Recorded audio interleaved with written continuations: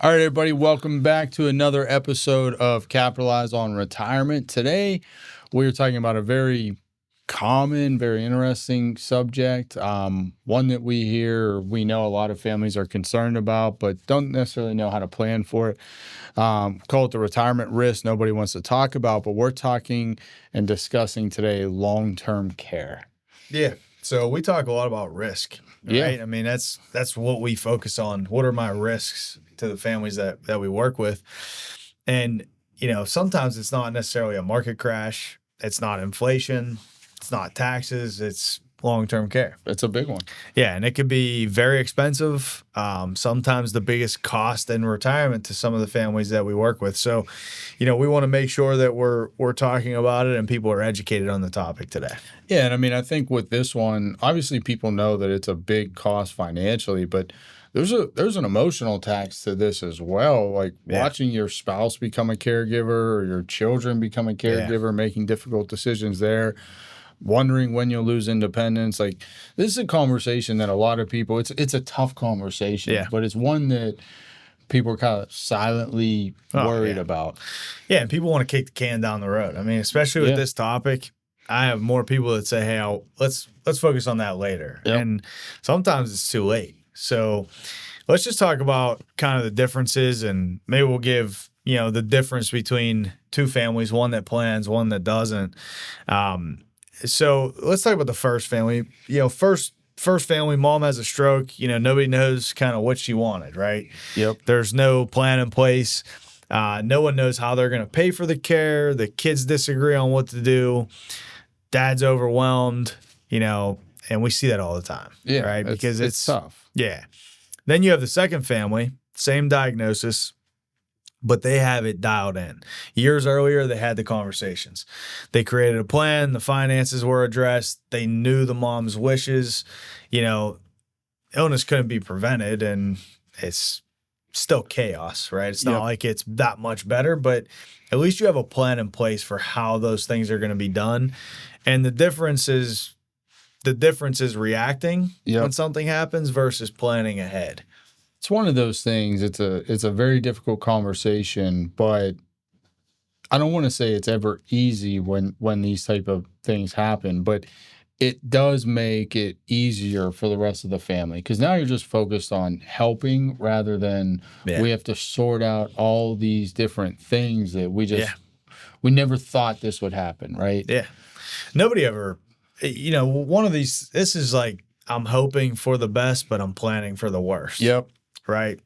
So I think when it comes to long-term care, that's how you have to attack it. So let's talk about what is long-term care. I mean, most people, when they think about long-term care, they think of a nursing home. Yeah, but that's realistically, that's only one possibility. Like long-term care is just needing help with your everyday activities, like bathing, dressing, eating, getting around, and preparing meals. Like, that is what long-term care actually means. A nursing home is just a facility that helps accommodate that. Right. Yeah, and I mean, typically it's the steps aren't directly to a nursing home. Sometimes it's in-home long-term care or in-home health care. Sometimes it's an assisted living facility. So it's not necessarily just fully skilled nursing homes.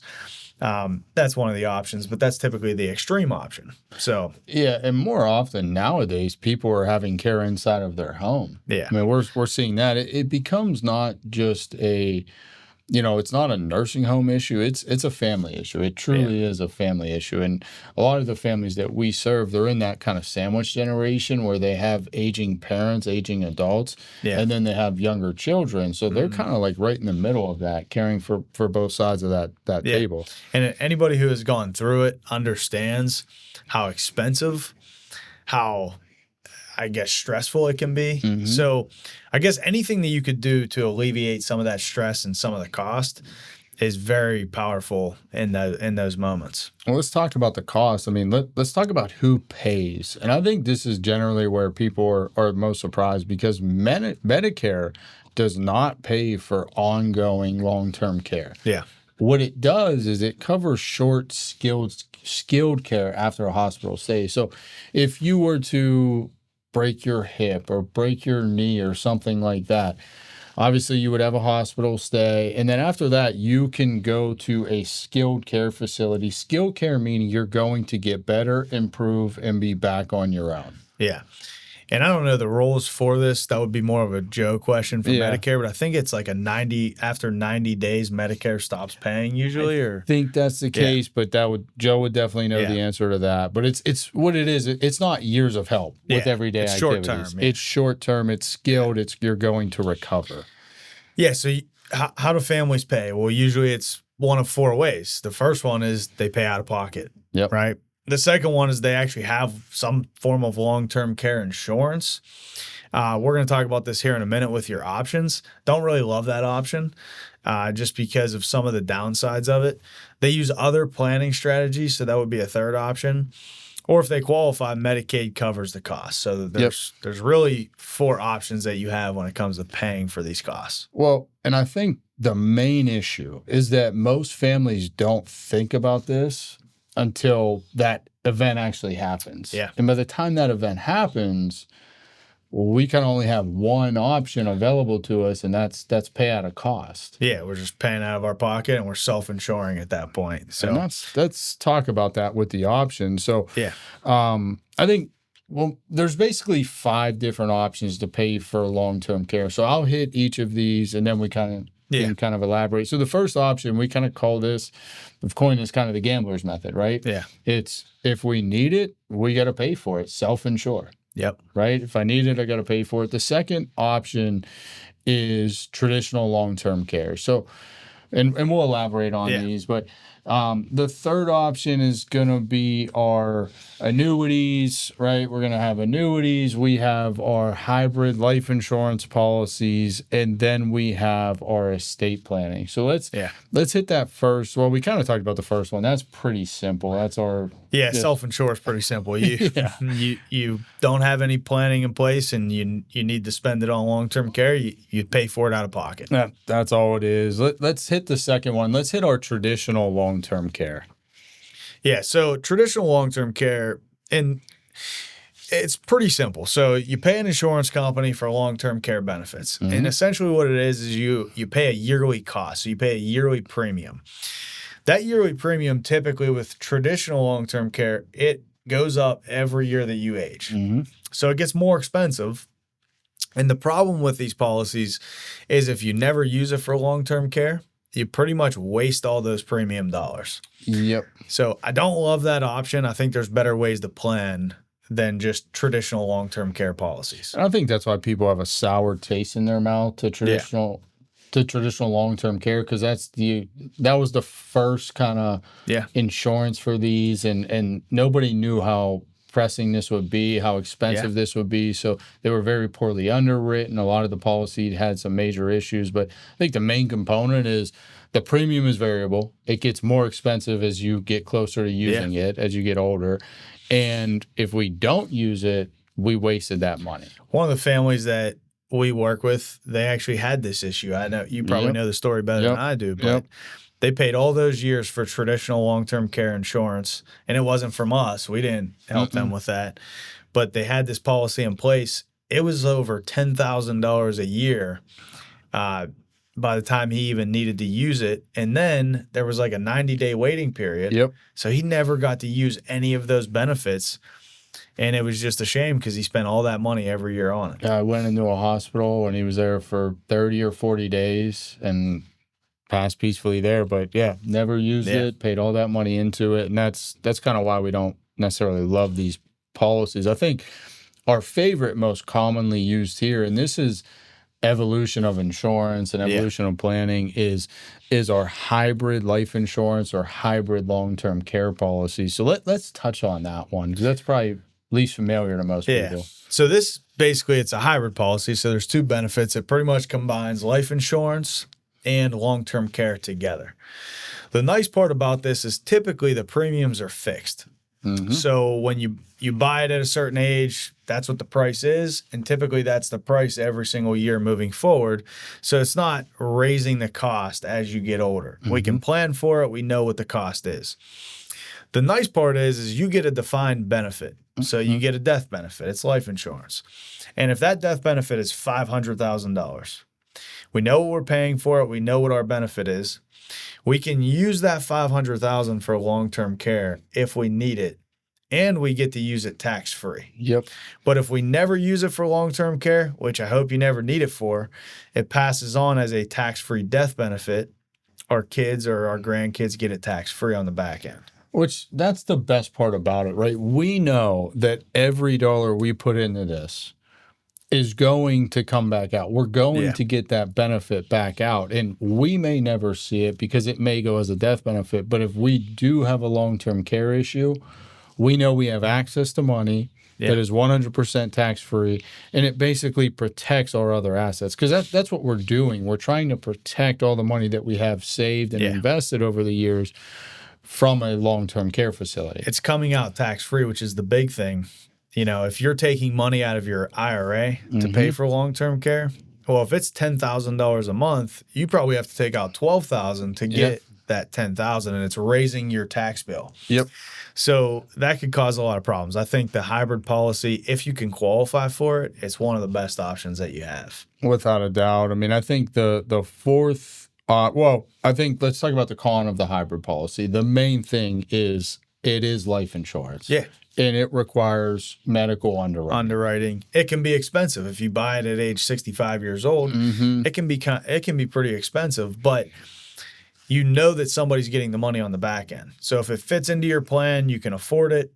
Well, you know that death benefit is either being used for your long-term care or your kids get it on the back end. So it is expensive sometimes, and you got to go through underwriting, but somebody is getting some benefit on the back end. And all of these things, I mean, I know one of the most common questions we get is, well, how do I pay for my long-term care? And when it comes to that, we can't put the cart in front of the horse, right? We have to make sure that we have a retirement plan in place. We have an income plan in place, because none of these options are relatively inexpensive, right? Yeah. They're all expensive, but the way we design this is we are using your assets to help fund this. So we're creating leverage through portfolios, things like that. It's a complicated thing to discuss here. Yeah, but I mean, it's a good point. Like if somebody can't afford a hybrid policy because they need all of their assets for income and retirement, well, we'd be doing a disservice to say, hey, let's buy this hybrid policy. And you can't go on vacation this year because you got to pay for insurance. I don't think that's the right approach, but if you do have some leftover assets that can help pay for this, it could make a lot of sense. Well, especially if we know, like you mentioned, leftover assets, or what we'll kind of coin the never bucket. Hey, this money, I'm not going to spend it. It's going to go to my beneficiaries. Well, all I do is just reposition that to provide more insurance and more tax-free money for them. So, but again, it has to be coordinated in a plan. You said you don't want to not go on vacation because you're paying for this, or you don't want to say, I can't go eat dinner twice a week, and that's what I want to do. Like, you don't want to change your lifestyle for this. No, definitely not. And I think, just kind of going into the next option that we have, I think the hybrid policy is great. The only downside sometimes to the hybrid policy is you have yearly premiums. Some people don't want to have that yearly expense in retirement. I mean, there's different ways. You could fund this with a lump sum or pay it over a shorter period. But another option that I've seen people really enjoy is having just one lump sum. They put it into something and they know they have long-term care benefits. Well, one of the things that you could do that with is certain types of annuities that have long-term care riders. So it can give you a lot of benefit over time, and you don't have that yearly premium every single year. Yeah, a lot of people really like that. And underwriting is a lot less restrictive for a policy like that, too. We've seen a lot of expansion in the marketplace here. More than ever. Hybrid policies have been around, call it 15, 20 years. They've evolved, but we've seen huge evolution around annuities with long-term care benefits. And that's a great option if you just want to write the check and be done with it, or if you can't qualify for a hybrid policy. And there are pros and cons to each. I mean, I think the hybrid policy, if you can qualify for it, is still the best. But, if you have some health issues, sometimes the annuities will give you, less strict underwriting usually, so it could be an option. The final one would be estate planning, and I think this is something that's very important. We did an estate planning, podcast in the past, but trust can be very helpful with planning for long-term care. So I won't get into all the different types of trust, but if you move money into an irrevocable trust, you're essentially moving money out of your estate. And the reason you might want to do that is because if the nursing home comes and looks at what are your assets, that money's in the trust estate, in the trust name, not in my name. Yep. So that could be very beneficial.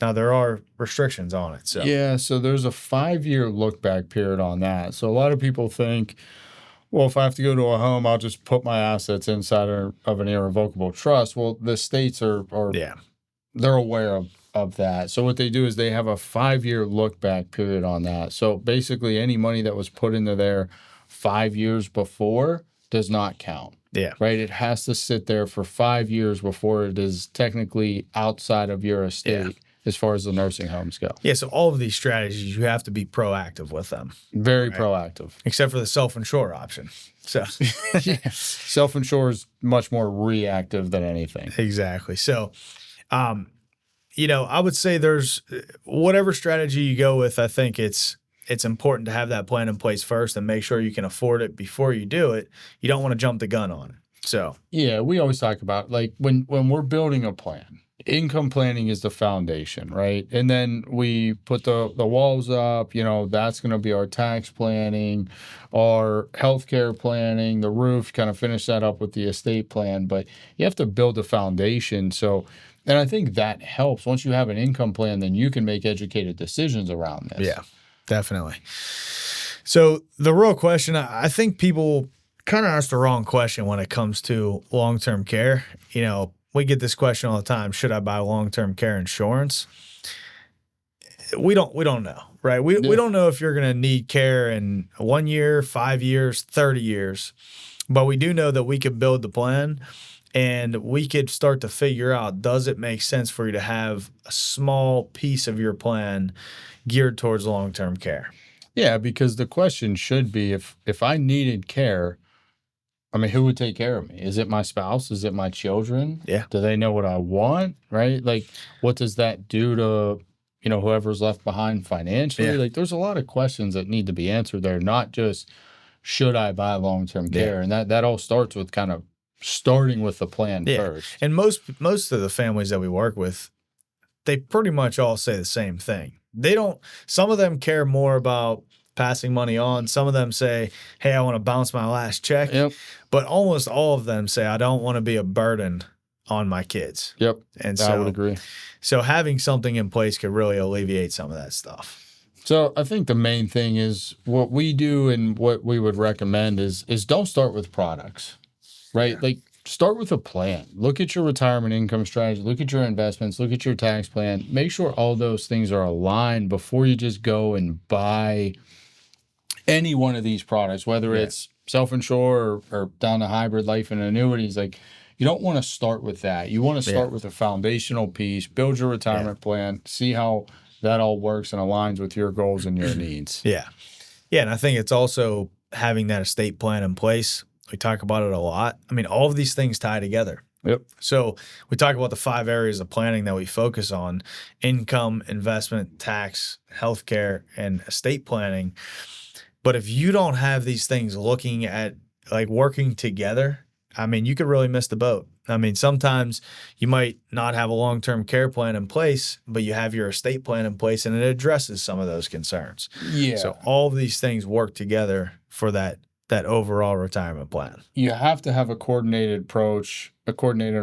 And I think it's important to work with someone who knows how to do that, right? Yeah. Someone who understands each of these areas. That's obviously what we do here, but I think that's a valuable decision for people. How, if they're working with another advisor, well, how do you handle this? How do you handle this situation? Because what I've learned, most people don't want to have to call. I want to call my CPA for tax questions. I want to call my estate planning attorney. I'm going to call my advisor for investments. I'm going to call the local insurance broker for long-term care, healthcare planning. So now they're coordinating all this, and but they're not talking to each other. They're not talking to each other. There could be gaps in the plan. Major gaps in the plan. I mean, I think it's important that we're all working together to support that family's needs. Yeah. So just to close it out, I'll leave listeners with kind of one question here. If you couldn't make your own decisions tomorrow, Would your family know exactly what you would want? Long-term care planning isn't just about protecting your money. It's about protecting your choices, your independence, your spouse, right? It's a big one, your children, and ultimately your retirement. Yep. So I think it's important that, we have these things working together and we have that plan in place as we get closer to. I couldn't agree more. So thank you guys for joining us on another episode of Capitalize on Retirement. If today's episode was helpful, share it with a friend. We appreciate you joining us. Like, share, subscribe, and we'll see you in a couple weeks.